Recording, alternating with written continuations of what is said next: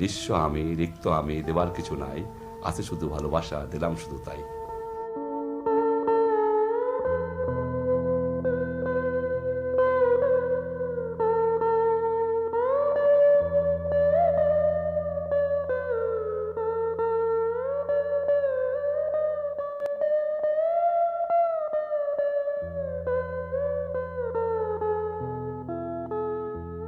মুজিব ভাই, লন্ডনে স্বাগতম আপনাকে।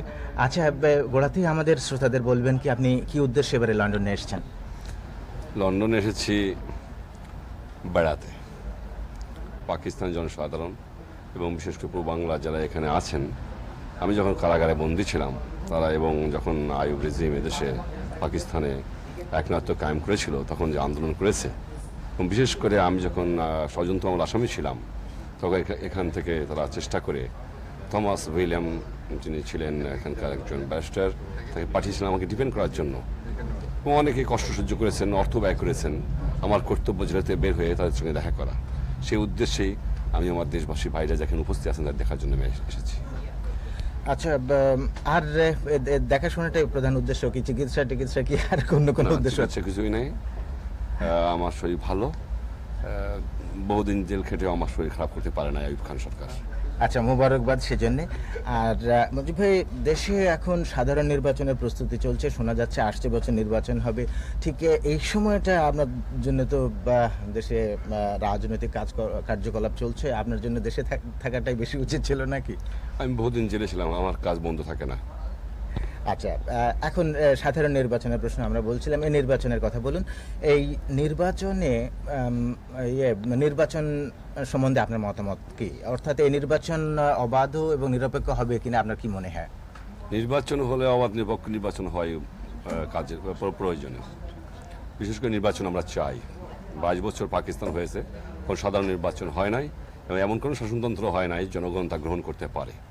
সেই জন্যই এখন নির্বাচন হওয়া দরকার, এবং জনগণের প্রতিনিধিরা এই শাসনতন্ত্র তৈরি করতে পারে, সেই উদ্দেশ্যে নির্বাচন হওয়া দরকার। আচ্ছা, আগস্ট মাসে যখন আপনার সঙ্গে আমি ঢাকাতে সাক্ষাৎকার রেকর্ড করেছিলাম তখন আপনি বলেছিলেন যে নির্বাচনের জন্য কোনো শাসনতন্ত্রের প্রয়োজন নাই, নির্বাচন আগে হয়ে গেলে জনসাধারণের প্রতিনিধিরাই সাধারণ নির্বাচন করবেন। তারপর থেকে অবশ্য অন্যান্য রাজনৈতিক দলগুলো ভিন্ন রকম মত প্রকাশ করেছেন, কিন্তু এখন যেভাবে নির্বাচন হতে যাচ্ছে, এই নির্বাচন কিভাবে হবে বলে আপনার মনে হয়? এখানে ডিটেলের প্রশ্ন, এখানে অনেক কথা আলোচনা করতে হয়, এত আলোচনা করা এখন আমি করতে পারছি না। You know my view point, যে কি আমি কি চাই কি চাই না। কোনো ব্যক্তির ক্ষমতা নাই কোনো শাসনতন্ত্র দেওয়ার। জনসাধারণের প্রতিনিধিরই ক্ষমতা রয়েছে শাসনতন্ত্র দিতে পারে, এবং জনসাধারণের ইলেকশন হওয়ার পরে যদি অ্যাডভার্ট ফ্রান্সের ইলেকশন হয়, জনপ্রতিনিধিরা একটা শাসনতন্ত্র তৈরি করতে পারে কান্ট্রির, এবং সেই শাসনতন্ত্র জনসাধারণ গ্রহণ করবে। এবং আমি গণতন্ত্রে বিশ্বাস করি, মেজরিটি ওপিনিয়ন যেটা হবে সেটাই মেনে নিতে রাজি আছি। কারণ সেটা জনসাধারণ, আমি ব্যক্তিগতভাবে আমার কোনো ব্যক্তিগত ক্ষমতা নাই, কারণ আমি কাকে কে রিপ্রেজেন্ট করি। আমি তো নিজেকে লিডার বলতে পারি না যে পর্যন্ত না আমার I have no moral and legal right to say that I am the representative of the people. Election যখন হবে, ইলেকশনের পরে প্রতিনিধি হলে তখন বোঝা যাবে যে কোন পার্টি মেজরিটি কাকে কে জনসাধারণ নির্বাচিত করেছে, তারাই একটা জনসাধারণ শাসনতন্ত্র দিতে পারে। কারণ আমরা আজ 22 বছর পর্যন্ত এক্সপিরিয়েন্স করেছি, আর ভবিষ্যতে যদি এক্সপিরিয়েন্স না হয় সেদিকে আমাদের নজর রাখা দরকার। এবং এতে অনেক রক্ত আমার দিতে হয়েছে, অনেক কষ্ট করতে হয়েছে, অনেক বছরের পর বছর অনেক হাজার হাজার আমাদের কর্মীদের কারাবরণ করতে হয়েছে। এভাবে আমরা বারবার আমাকে 12 কোটি লোকের দেশকে নিয়ে খেলতে দিতে পারি না।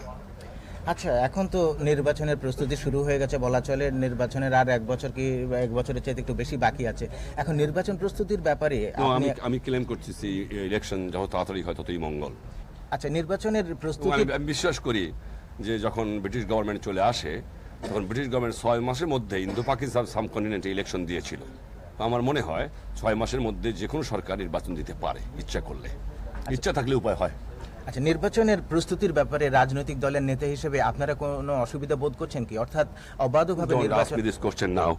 আচ্ছা, আরেকটা প্রশ্ন মুজিব ভাই, একটা কথা শোনা যাচ্ছে, কয়েকজন রাজনৈতিক নেতা প্রস্তাব করেছেন যে আপনাকে নির্বাচন যাতে অবাধ হয় সেজন্য আপনার নেতৃত্বে একটা খবরদারি সরকার গঠন করা উচিত। এই সম্বন্ধে আপনি কি কিছু বলতে চাইবেন? Just I heard from you. ধন্যবাদ মুজিব ভাই।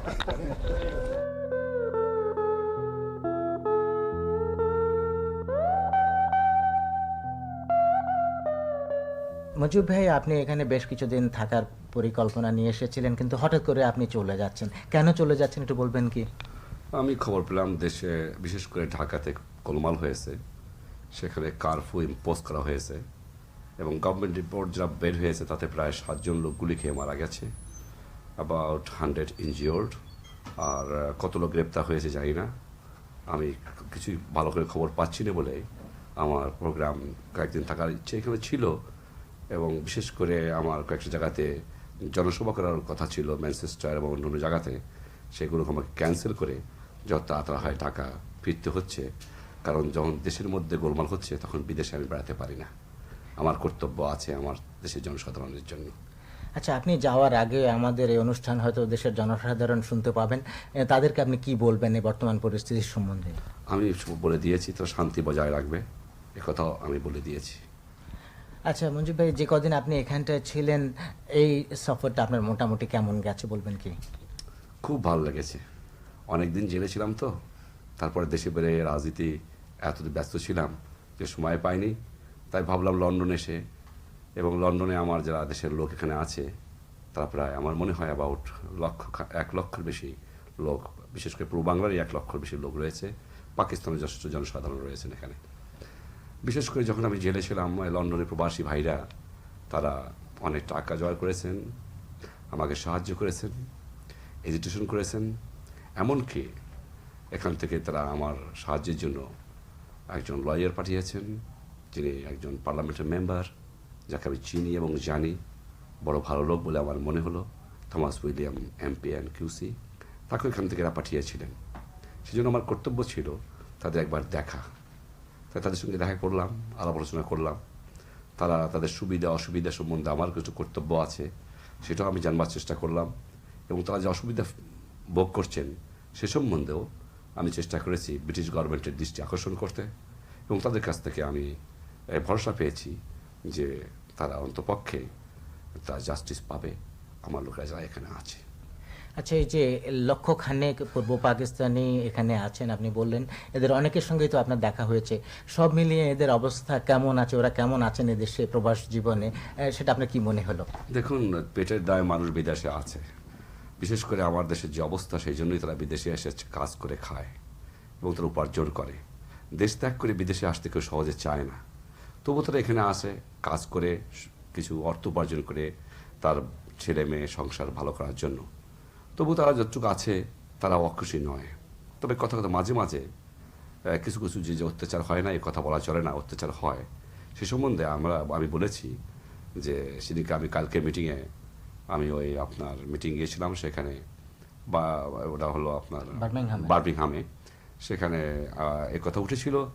আমি বলেছিলাম যে আমি আশা করি যে ব্রিটিশ পিপল যাদের সিভিলাইজড ট্রেডিশন আছে সেও জানি আমার লোকদের সঙ্গে ভালো ব্যবহার করবেন, এবং আমি নিশ্চয়ই আশা করতে পারি তারা করবেন। আচ্ছা, এর সঙ্গে পাকিস্তানি যারা প্রবাসী দেশে আছেন তাদেরকে কি আপনি এই উপদেশ দিতে চান যে এদেশের সমাজ জীবনের সঙ্গে অর্থনৈতিক জীবনের সঙ্গে তাদের মিলমিশ খাইয়ে এদেশের নাগরিকের মতোই থাকা উচিত? তাদের নিশ্চয়ই দেশের নাগরিকের মতোই আছে, এদেশের আইন কানুন নিশ্চয়ই তারা মেনে চলবে এবং চলে বলে আমি বিশ্বাস করি, এ সম্বন্ধে আমার কোনো সন্দেহ নাই। আচ্ছা, সব মিলিয়ে এদেশে আপনার সফরটা তাহলে বেশ ভালোই কেটেছে আপনার মনে হলো? আমার মনে হয় আমি আসার সঙ্গে সঙ্গে এখানে সুন্দর একটা সূর্য উঠেছে, সেখানে আলো পাওয়া গেছে, আবহাওয়াটা চমৎকার, লোকের সঙ্গে মিলেমিশার সুযোগ আমার হয়েছে, ঠান্ডাও যে খুব বেশি আমি আশা করেছিলাম সবটা হয়নি এখানে, সেই জন্য আমার এখানে বেড়ানোটা সুখের হয়েছে বলে আমি মনে করি, বিশেষ করে আমার ভাইদের সঙ্গে দেখা হওয়ার জন্য। আচ্ছা, আপনি এখানে আপনার সফরকে সংক্ষিপ্ত করে আপনাকে তাড়াতাড়ি চলে যেতে হচ্ছে, সেজন্য অনেক প্রবাসী পাকিস্তানের সঙ্গে আপনি দেখা করতে পারেননি, তাদের জন্য আপনি এক কথায় কি উপদেশ দেবেন? তাদের সঙ্গে আমি এটুকুই বলতে পারি যে আমার শুভেচ্ছা রইল, আমার ভালোবাসা রইল। তারা যেমন আমাদের দেশের জনসাধারণের দুর্দিনে কাঁদে, জনসাধারণ তাদের যদি কোনো দুর্দিনে আসে সেজন্য কাঁদবে এবং কাঁধে কাঁধ মিলে একদিন দেশের জনসাধারণের জন্য কাজ করবে। এ সম্বন্ধে আমি তাদের কাছে আর এইটুকুই বলতে চাই যে তাদের জন্য আমার শুভেচ্ছা রইল, আমার ভালোবাসা রইল, আমার প্রীতি রইল। আর একটা কথা বলতে পারি, তাদের জন্য দেবার আমার কিছুই নাই। আমি একটা কবিতা বলতে চাই যে নিঃস্ব আমি, রিক্ত আমি, দেবার কিছু নাই, আছে শুধু ভালোবাসা, দিলাম শুধু তাই। নিশ্চয়ই এই কবিতাটা দিয়ে শেষ করা যাক। মুজিব ভাই, অনেক অনেক ধন্যবাদ আপনাকে। ধন্যবাদ।